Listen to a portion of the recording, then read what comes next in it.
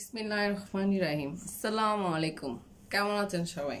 আজকে আমি চলে এসেছি কিছু ইম্পর্ট্যান্ট জিকে নিয়ে, যেগুলো আমাদের পরীক্ষায় প্রায় এসেই থাকে।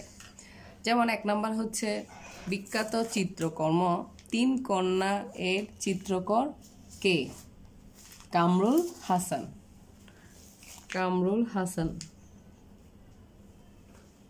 বিখ্যাত চিত্রকর্ম এর চিত্রকারক হচ্ছে কামরুল হাসান, যে হচ্ছে যে আমাদের জাতীয় পতাকার ডিজাইনারও। হ্যাঁ, তারপর হচ্ছে যশোর জেলায় কোন বিল অবস্থিত?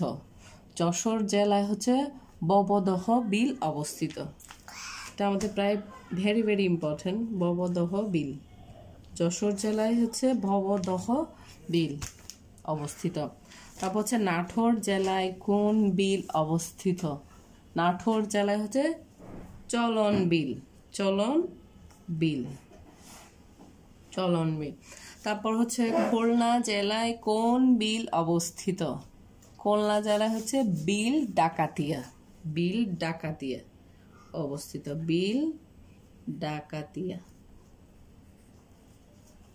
হচ্ছে 5 নাম্বার। বাংলাদেশ স্কয়ার কোন দেশে অবস্থিত? বাংলাদেশ স্কয়ার এটা হচ্ছে আফ্রিকার দেশে লাইবেরিয়ায় অবস্থিত। লাইবেরিয়ায়, লাইবেরিয়ায়।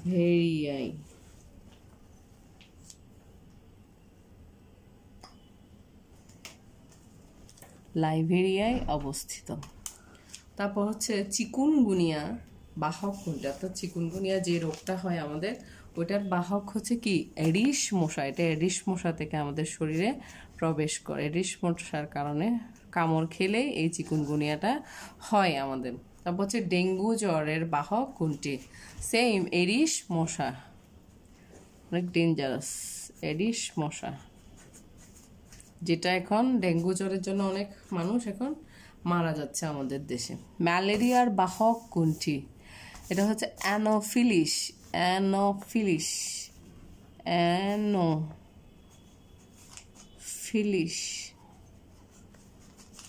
তারপর হচ্ছে ক্যান্সার চিকিৎসায় ব্যবহৃত গামা বিকিরণের উৎস কি?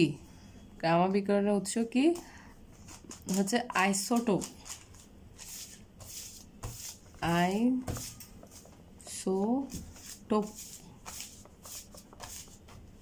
তারপর হচ্ছে জীব জগতের জন্য সবচেয়ে ক্ষতিকারক রশ্মি কোনটি?